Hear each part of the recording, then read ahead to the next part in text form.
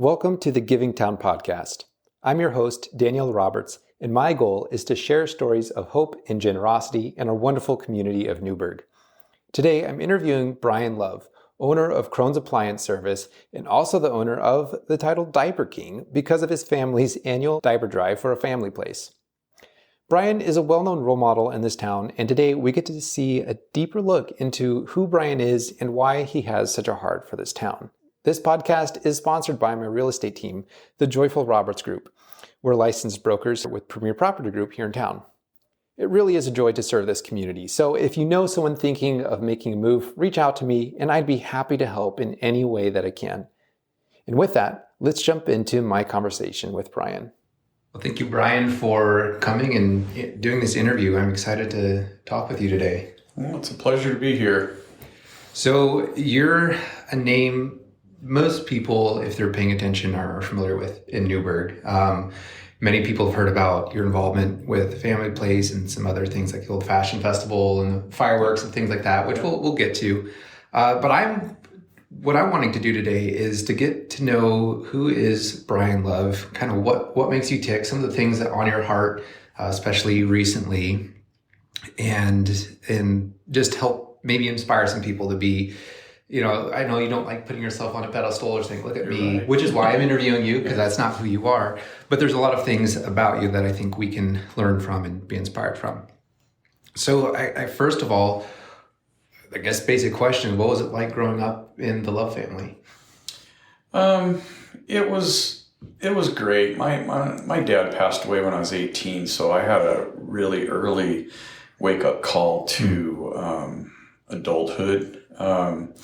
But there's one thing I did learn from my father, and I share that to everybody, is, he left a very, very good paying Teamster job to come and deliver heating oil in Newberg because his Teamster job took him away from family and things that were going on at home, and he didn't want to miss out on the opportunity to watch his kids grow up. So it's always resonated to me that money isn't always the most important part. Yeah. And was he a pretty major influence in your life? He was. He was a volunteer fireman as well, and as was my uncle. And just always was willing to help people, and whether it was one of his fireman friends or one of his old truck driving friends, we were just always trying to do things, and I think I learned a lot from that gets me to where I'm at. Yeah. Was your uncle a pretty big influence in your life as well? My uncle was a large influence, and his name is Al Blodgett, and if anybody's been around Newberg very long, they know Al Blodgett. He was very involved in just about every facet of community activity, I think, in Newberg at some point or another in his life. He recently has passed away, but I probably because of his involvement, I followed him, especially after my father had passed, because he still had the thing. But I don't know. It's just hard to explain. But when you're around someone and you see the activities that they're involved, it's like, yeah, I could do that. That's something I could do. Doesn't really cost money in a lot of ways, and that's where it goes. But I can't get involved in everything, and I've had other organizations ask me to get involved. And I can't always do it because I believe you only have so much time to give, and if you don't. If you can overcommit and not really do anybody justice. Mm-hmm. And so I chose to try to pick and choose what I do. So when I do it, I'm doing it with 100%. Well, from what I understand, that seems to be the way to do it. And you seem to be effective at what you do. So I guess it's more important to be effective at what you do than ineffective at everything else. Exactly. So many people know you also as the owner of Krohn's Appliances, but that's not how you got started, is it? No, not really. Again, my dad had passed away, and several years later, my mom remarried, and it was Carl, the owner.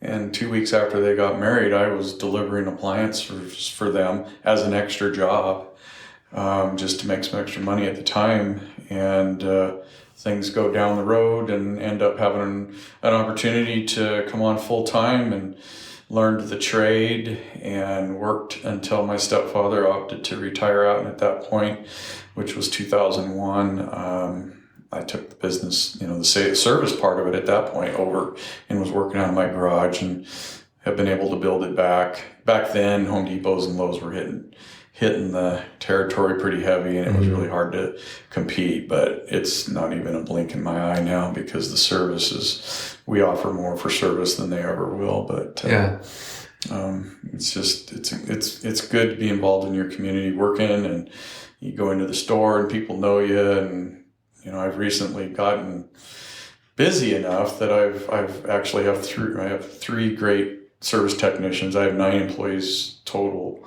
and they're all family members as far as I'm concerned. But I have to be in the office a little bit more, but managing it, and I get the calls, it's like, what, you're not coming out? I was like, are you retiring? Well, not really. I'm just trying to manage so my business stays at a level that is acceptable. Yeah. Well, and you mentioned the bigger names like Lowe's and Home Depot, which is what many people think about with appliances. So what do you think has helped you be successful in a community like this when, like you said, that they're trying to hit the territory hard? Well, as far as those two, retail is the only thing that they would come up against. And I would have to say it was still a challenge back then, but the service side is what bolsters my sales. I mean, you go out, you do the best you can for your customers, and then you hope, that if we can't fix their appliance or something, that they'll shop locally. But I'm not afraid to tell them where else to go look, because for everybody, the best, mighty dollars has a value no matter where. But I just think in general, our service, the staff, and and for me personally, I saw the overwhelming need to be involved with the community, and to me that's cheap advertising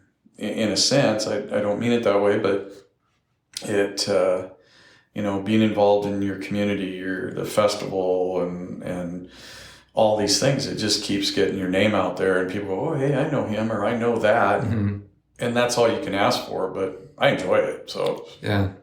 Was that something you feel like you always gravitated to, as being involved in the community, from the example like of your uncle, or do you feel like that's something you learned later? No, I think it came early on.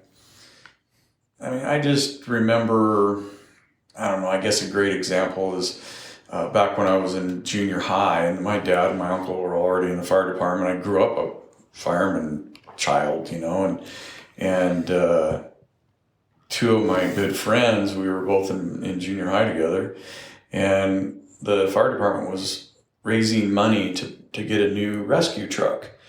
And we put together this is back when the CB days were out. So we're on the CB radio saying, hey, we're having this garage sale. And we had stuff coming from all over. Our garages were full. And we raised enough money over spring break of our, 7th grade year, whatever it was, to actually at that time paint the new rescue truck. Wow. So it started a long time ago in little ways or whatever, but it's evolved because, especially getting involved, at least for me, with the fire department when I did, that is volunteer, and you get involved in so many other things when you're involved in the fire department. You're helping these other, the chamber, or all these events and everything. So it sort of gives you an opportunity to see what it's like without being involved, and you can sort of see what else you might want to do. Yeah. When you did that, what do you feel like that did as a 7th grader, being able to do that and accomplish that? I think the biggest thing for me was just realizing that anybody can do whatever they want. You just got to be able to figure out how to do it. And it's not always easy. In our case, everybody has a room full of junk they want to get rid of, and one person's junk is someone else's treasure. But the reward to say, we made enough money to paint that rescue truck, which was the rescue truck for many years after that. I actually spent, time working on it as well before it got retired. So, it's just, it was just so much learning as to what one person can do or a couple of people can do. Yeah. What are some things that, some of the main lessons you feel like being in business, starting from where you started to where you are now, what are some of the main, I guess, most important lessons you feel like you've learned? I think the biggest one is, and again, it just goes back, you got to give back to your community. I mean, engage in your community. Not everybody, can do it. And I like helping people. I mean, there's just a reward in it. It doesn't matter. Well, there's people that I do things for. A good example, I guess, is there's one young lady here in town that my uncle knew for a long time, and she struggles. And every once in a while, she needs an appliance, and I just make sure one ends up there. And it almost making my eyes water just thinking about it. But it's those things. It's those things that, but I can do it. I have what it takes to do that. It's not a lot of effort. Some people are content to, once they go through the business, they see some level of success, to just kind of kick back, take it easy, maybe do some rounds of golf, vacations. But for you, it seems like there's something really special about being able to help someone, and that does something for you, to the point of some pretty deep emotions.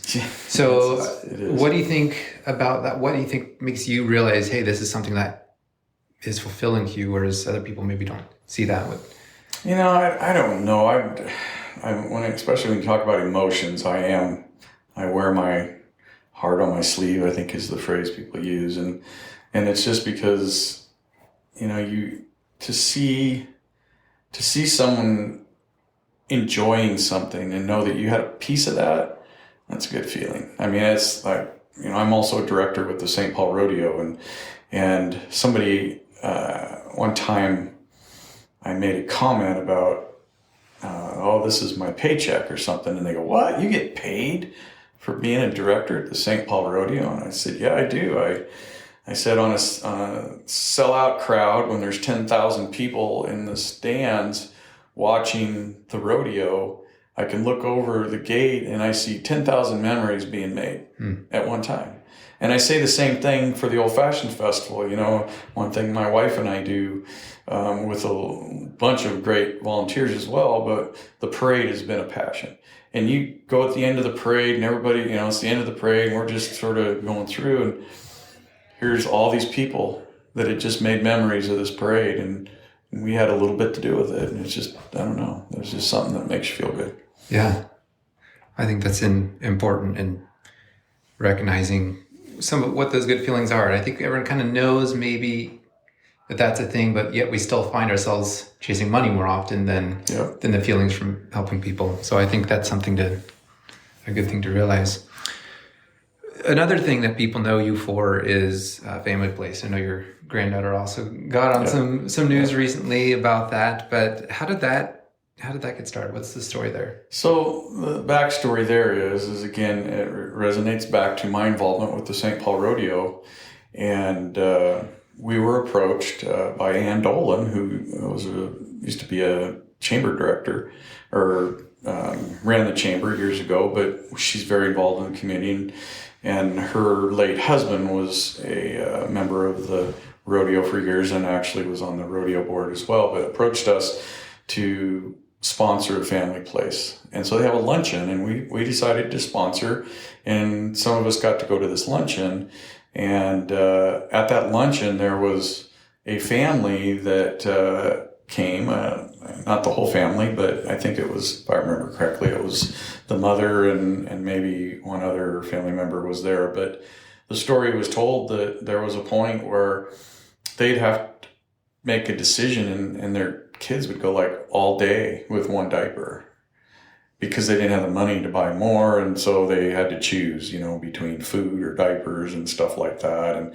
And I left that luncheon and came back and told my daughter, Laura, who co-runs my office. And I said, we need to do a diaper drive. And that's where it all began. And shared with her what I just experienced. And, she has kids and she knows the struggles, and she just embraced it and has helped to carry the torch, as all of my employees have since we've done it. They all feel it. It's when you hear that backstory, I mean, you could see people walking down the street or driving down the road and you don't know their backstory. But as soon as you hear backstory, and if it's enough, it gets you, and you want to do something about it, and you do. And that's what we chose to do. And it's been very successful, and very pleased with where it's going. My granddaughter has played a part by donating, instead of toys for her birthday, she wants diapers, and there's several little things that have happened with her that have just make me very proud of her. But at the end of the day, every diaper makes a difference, and it truly does make a difference. Yeah. So, what does that do for you as a grandpa to see your granddaughter taking that charge? It brings you right back to the whole emotional part of me. Even with my daughter and just, I didn't ask them. I mean, I didn't really say, you have to do this. They do it on their own. They feel it. I'm just proud that what I have, what drives me, is with them as well in their own way. They don't have to be involved in 5 different things, but if they engage and, commit to doing one, and it makes a big difference. And I don't know, it's just a great feeling to be able to say that, my daughter, my granddaughter, and for that matter, even my mother got involved after that at the family place where she goes down, and COVID sort of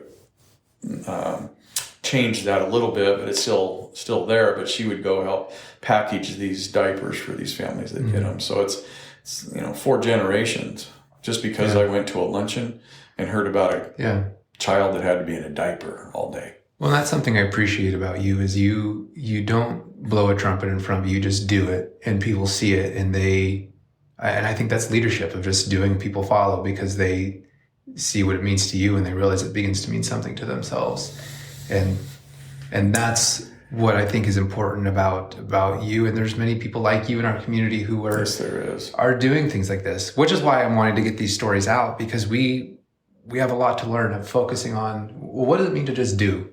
Not focusing on all the junk that's going on, but just find something you're passionate about and make the difference you can make. And a family place, I got a 3-year-old and a 1-year-old, that brings tears to my eyes thinking of, some of those families, what they have to go through. And my last conversation with Emily from there, we just released that podcast a little bit ago, and it's a worthy cause for sure.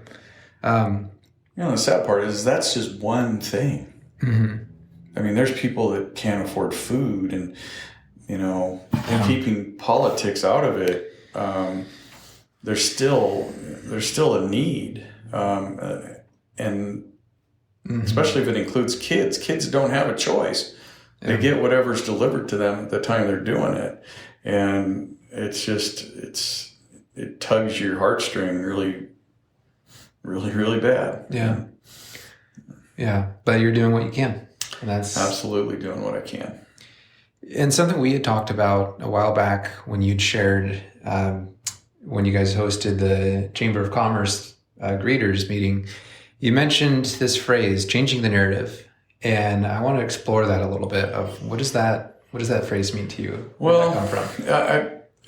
It's sort of interesting because I like I mentioned, my employees are not, they're family to me. When I hire them, I tell them, I'm not hiring an employee, I'm hiring family.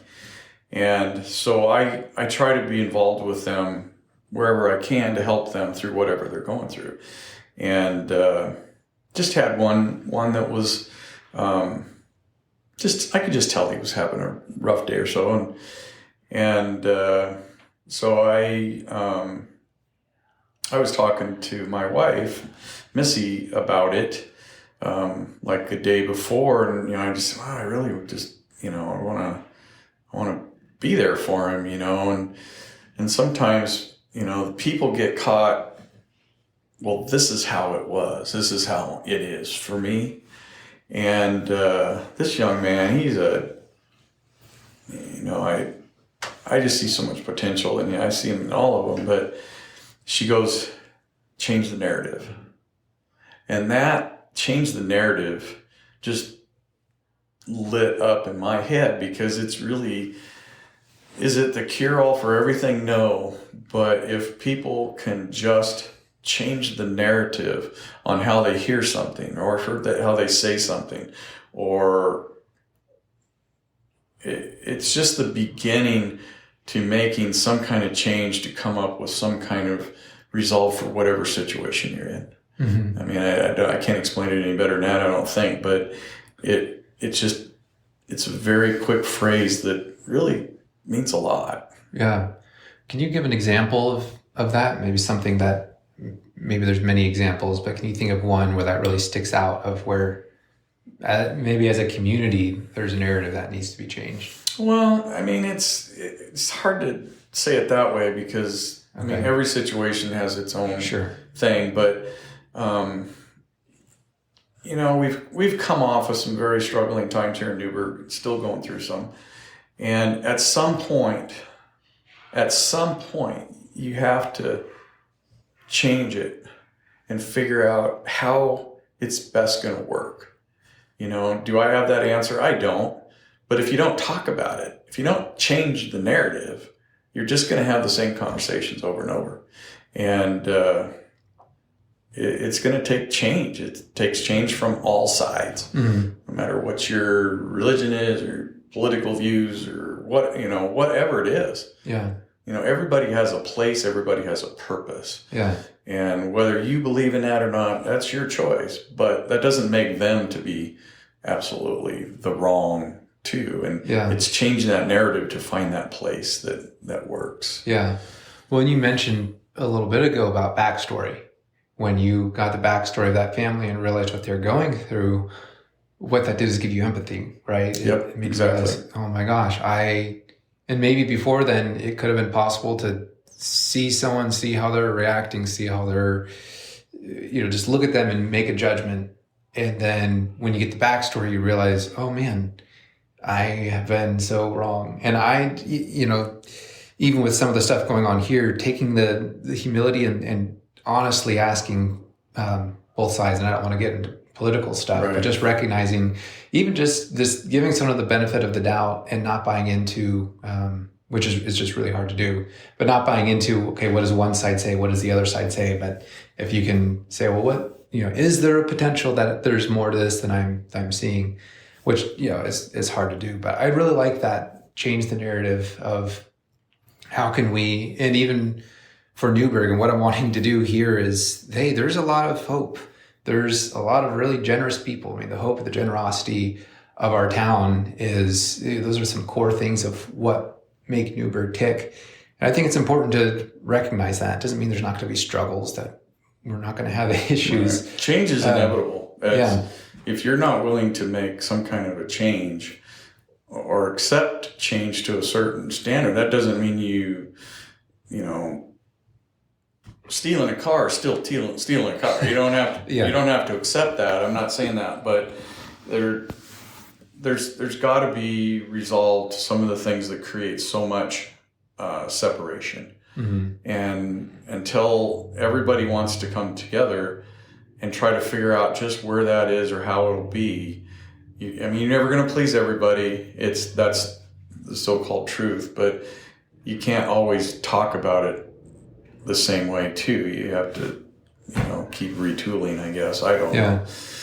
What would you say to, if you could say one thing to our community at large, what do you feel is important for people to know? I think for me, growing up here, is just be willing to take the time to figure out what really is the true bottom line to making Newberg great. Mm-hmm. What are the things that are going on? It's so easy to be pulled one way or another for whatever, by what you read or what it is, but spend some time spend some time doing it yourself. Go ask the questions or whatever. And there's a lot of good in this community. There's a lot of great organizations, a lot of great people. And there's a lot of them that have been sidelined because it's so overwhelmed with what's been going on that the good has been shadowed by the unfortunate situation. Yeah. Well, Brian, I wanted to say thank you for everything that you do for our community, for being the example you are, even though that's not your intent. Is like I said, you don't want everyone looking at you, but people look at you, and I think I think I'm inspired by you, and I know that's why I wanted to have this interview with you, because I want to be like another Brian Love when I as I progress through my career, and it's it gives me a lot of hope. It gives a lot of people hope just to see what you do, and at the same time, my encouragement to everyone listening would be find the thing that you're passionate about. It might be a family place, it might be somewhere else. Find something and run with it. And even if it's something small, it's worth it. And that's kind of what you found. Yep. Is that it's worth it. Find your niche. Yeah. And fulfill it. Yeah. Well, thank you, Brian, for your time. It was great talking with you. Thanks for having me. You're welcome. Thank you so much for listening to this podcast, and I hope you're inspired by hearing Brian's story. If you enjoyed this episode, share it on social media or text it to a friend to help share all the good news happening in our town. Again, this podcast is sponsored by my real estate team, the Joyful Roberts Group, and if you reach out, I'd be happy to help you or anyone you know with the real estate needs. Well, thank you for tuning in, and I'll see you next time.